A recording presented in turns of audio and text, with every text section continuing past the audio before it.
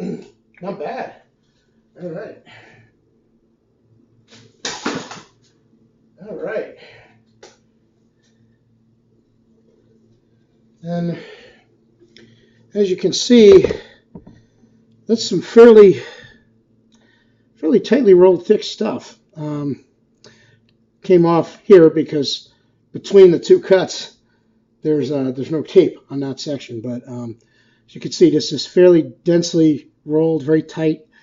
And this was soaked overnight and then left to dry for the afternoon. So it's still damp, but it's very hard. You'll notice it doesn't compress very much. So there you go.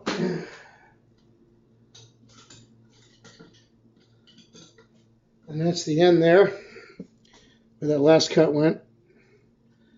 And again, very clean cut except for at the last bit where it tore at the most outer edge. But you'll see it went all the way through there. So, for a noob, this isn't bad. And this stuff is pretty hard when it's rolled tightly like this.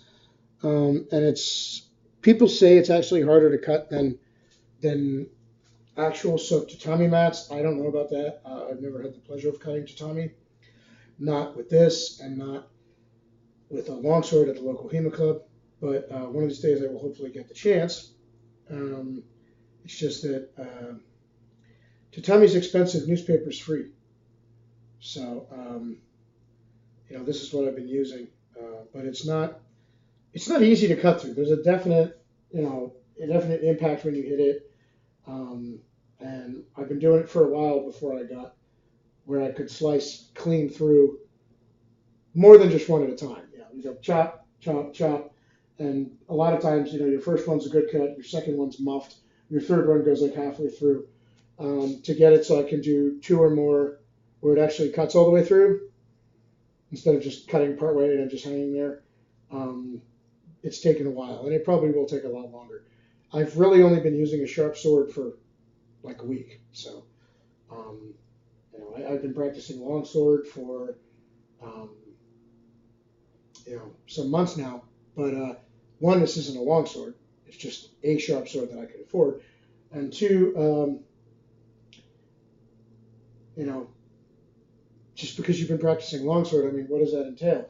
Usually sparring or doing techniques with blunt training weapons. The longswords we practice with aren't sharp, or we wouldn't be able to practice with them. So, you might learn the various moves and the various guards and what counters what and how to stand and so forth. What you're not going to learn is how to cut with a sword because they're blunt, they don't cut. And that's not something you're going to put into your sparring. It's enough just to learn the moves and techniques, or try to. So, but I wanted to practice cutting with a sharp sword. And like I said, it's not a long sword, but it's all I could afford. The popularity of katanas, generally speaking, has made lower tier but still functional weapons much more affordable. Whereas, you want a sharp longsword, you're still going to pay for it. So, I've been practicing with this, and like I said, this as a cutting medium. I don't know how good this is compared to tatami. I have heard that it's harder to cut. So maybe when I go to an actual tatami mat, it will be a little easier for me. I don't know. Maybe in that sense, it's like training with weights. You take them off, you're better. But the thing is that it is free, and free is good. So, that's the cutting of poor man's tatami, and I hope to get better at this as time goes on. But like I said, I've had this for a week, and I'm trying to get better at it. And there you go. One rider out.